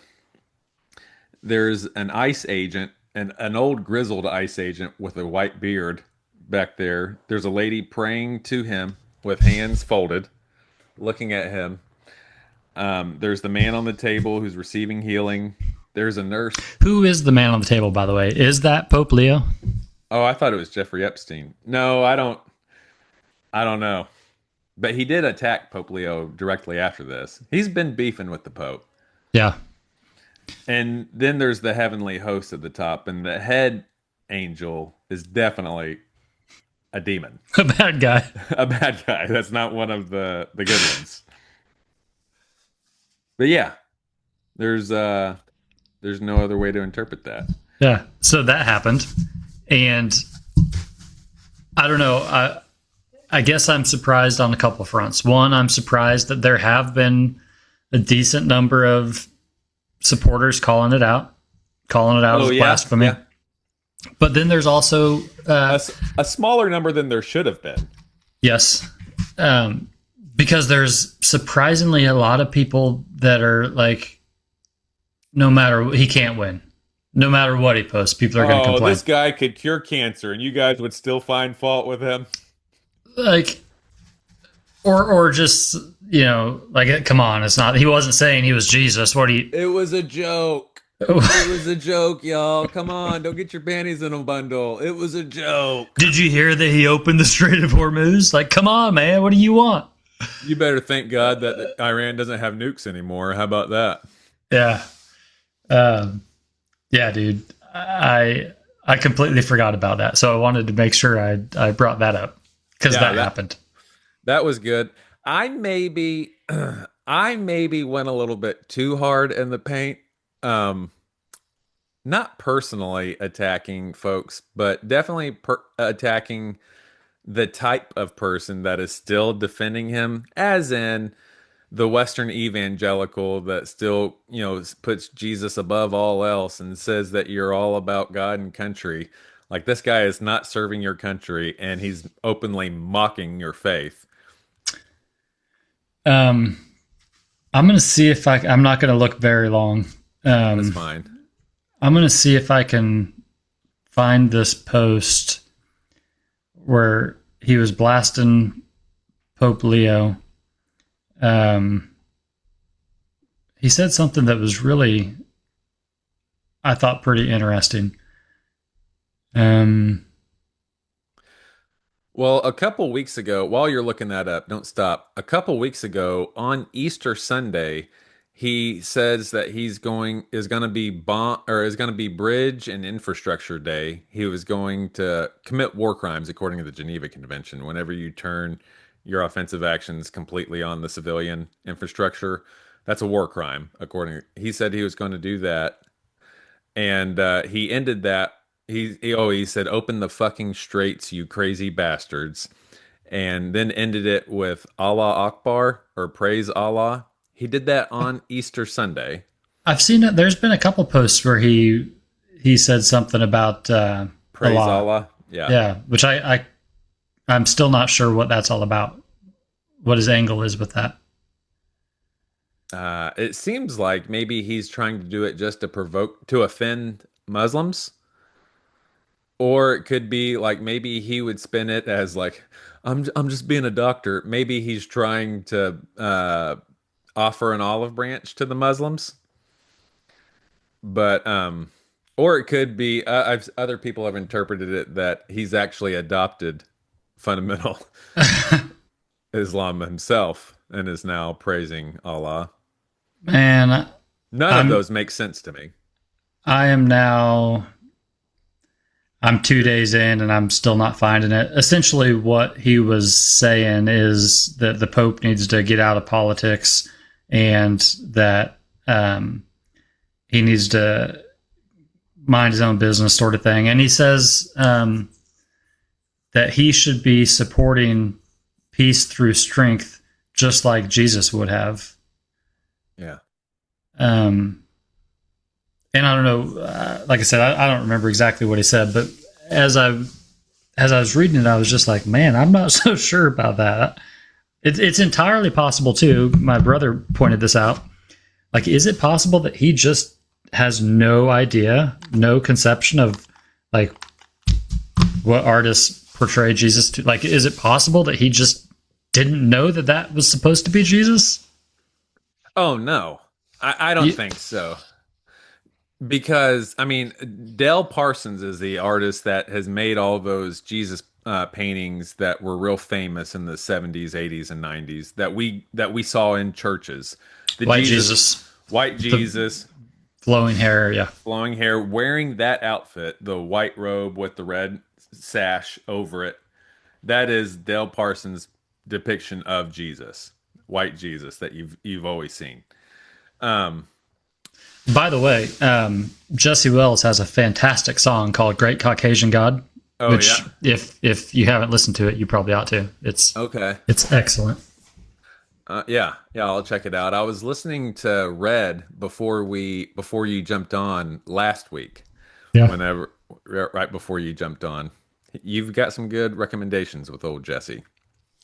I mean, music in general, I'm pretty squared away. You bat like a solid 80, I'd say. a solid Okay. a solid 80. You bat, Hey, which is Dad, good. I'll take it. Yeah, which is good. There are some stinkers you try to push through every once in a while. There's some, but I don't hold on. I don't hold on to that. I would say that generally speaking, I feel like I really haven't been listening to as many fucking bummers as I used to. Amen. You I've definitely haven't been recommending, which I appreciate. You haven't been pushing the FBs. I'm on a different level. I'm on a different plane than I've been over the past few years. Yeah, dude, you still look good. You look good like you did last week. Oh, Your aura is thanks, high. thanks, bro. Yeah, something about you. You're doing something right. I can tell. Something's changed. It's the skin treatment. Skin treatment. Um, I shared a meme with you earlier this week that I'm gonna try to start practicing what I preach. It was a Mark Twain quote that said, "A man without a mustache is just as strange as a woman with one."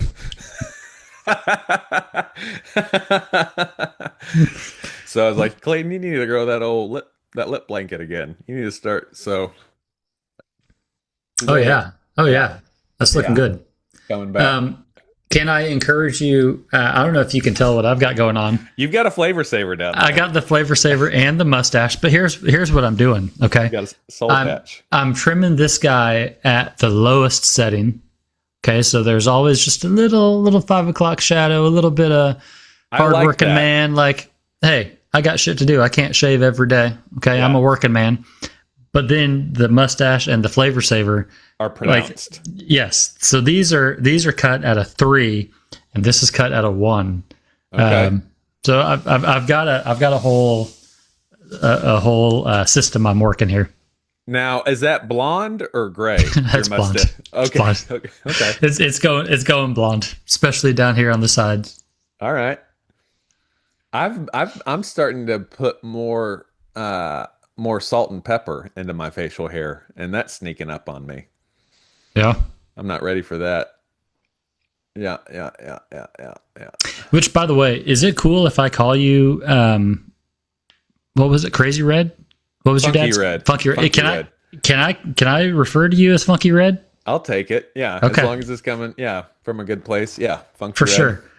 I think I might like that more than Two Keys, or What? maybe even more than Whiskey Black. Oh my gosh. Those I are mean, two solids.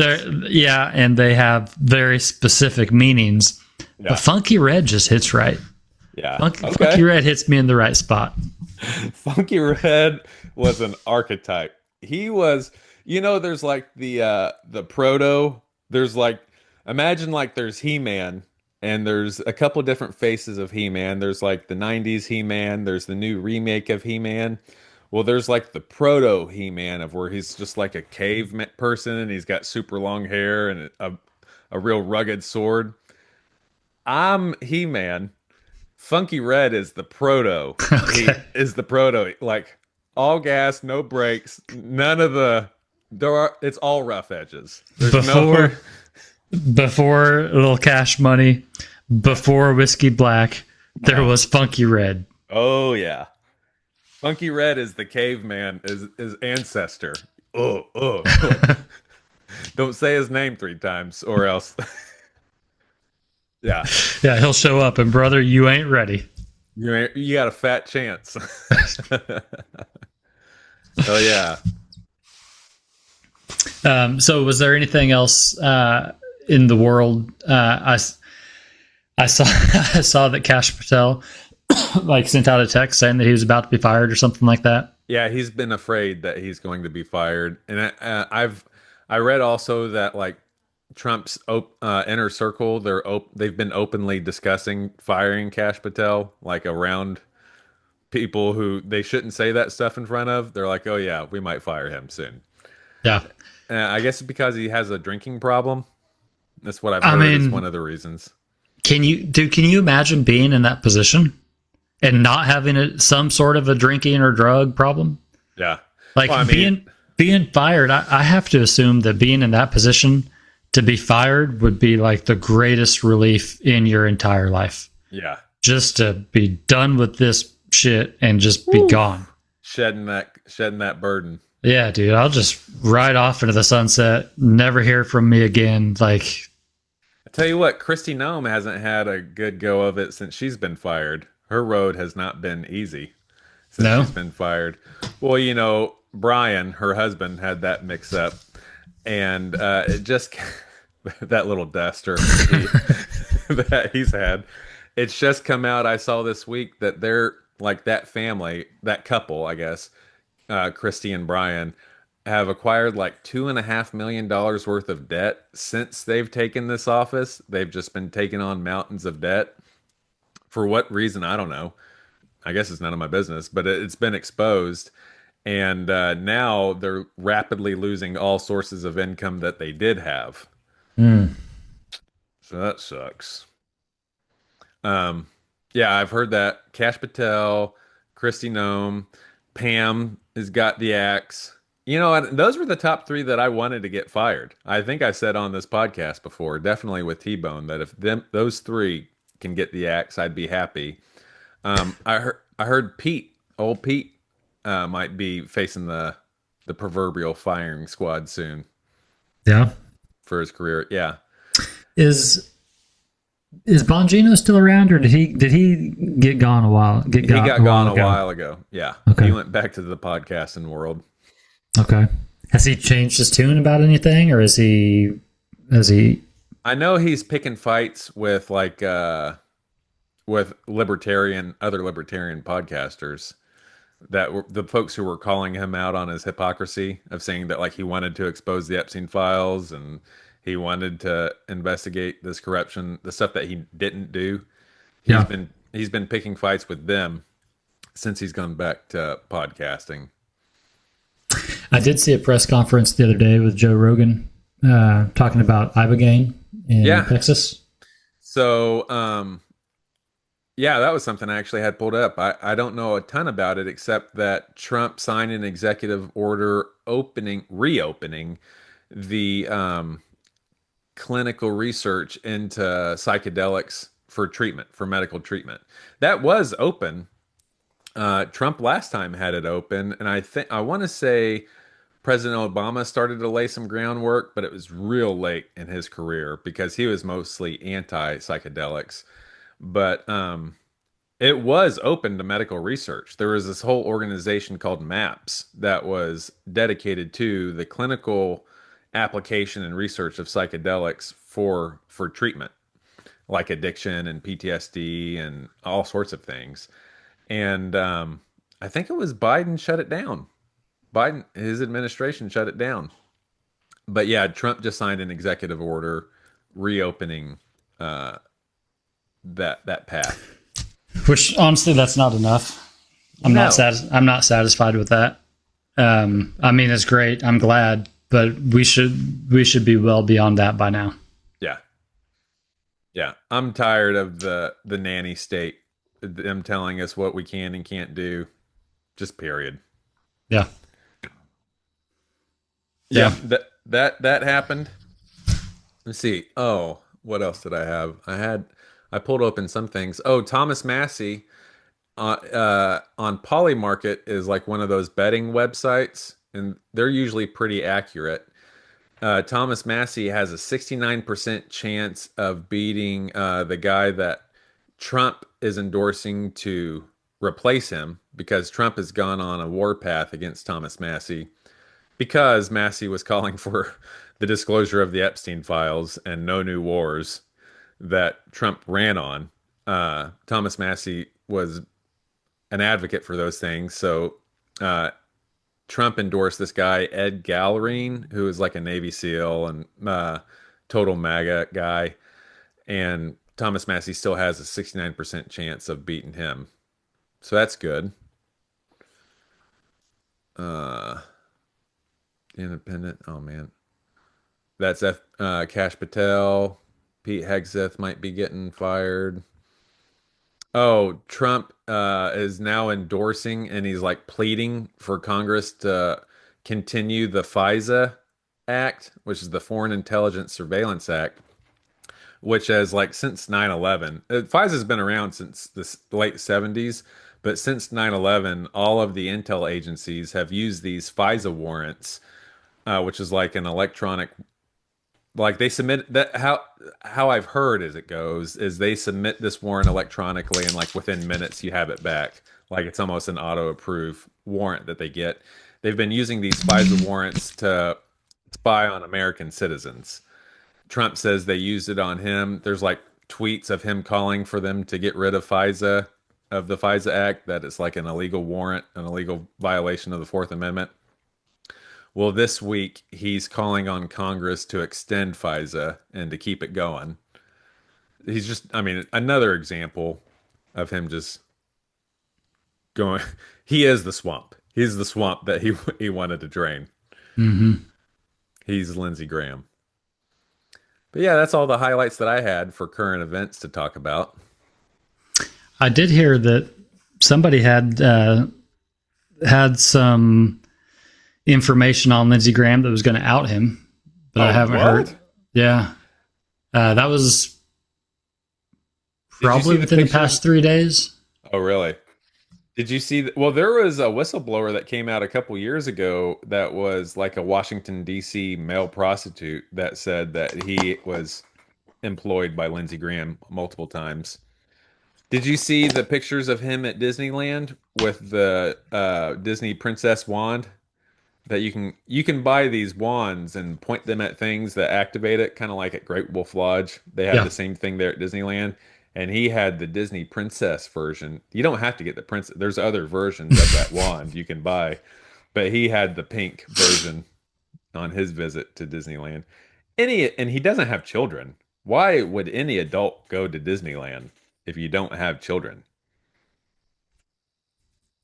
Yeah. Okay. Okay. I got nothing. I got nothing. Not the type of adult I'd trust. Definitely. Disney adults are something else. They are. They're something. But yeah, brother, I think that's about it. All right. Well, let's leave things how we found them. Okay. And let's check back in next week and see how everything's going. Okay. We'll try not to upset the apple cart ourselves. Yeah. Let's just maintain. Tread lightly. Let's just hold it together. Hold it together. You guys don't have to take things personal. You don't have to go on attack. Hey, that's a good point. We still love you. Even if we don't understand where you're coming from. Yeah. I don't understand how you listening to our voice, how you can still be MAGA, how you can defend that he, whatever. I don't have to understand it. We still love you. You don't have to go anywhere. That's right. Whatever side of the spectrum, wherever you land out on this crazy life, this crazy universe, whatever cards have been dealt, you're still welcome here. If you're a Baptist, if you think that we're crazy and that Hebrews 9:27 says it's appointed unto man once to die and then the judgment. And you think that means there's no ghost?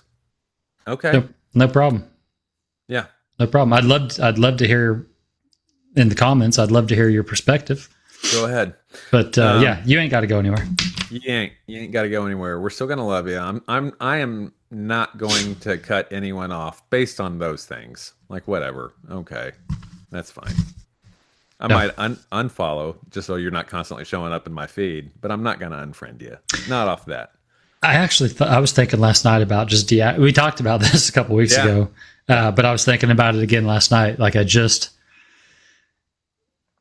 can't handle it. Yeah. But so that being said, I'm still not trying to silence anybody. Yeah. I just don't want to hear it. Sometimes, I just don't. I don't know. It's okay if you disagree with us because I disagree with us shit that we said just a year ago. For sure. Go back far enough. There's all kinds of things that I have no obligation to now. It's okay. Yeah. All right. Well, peace and love to everyone. Peace, love. And I'll talk to you later on. Bye, brother.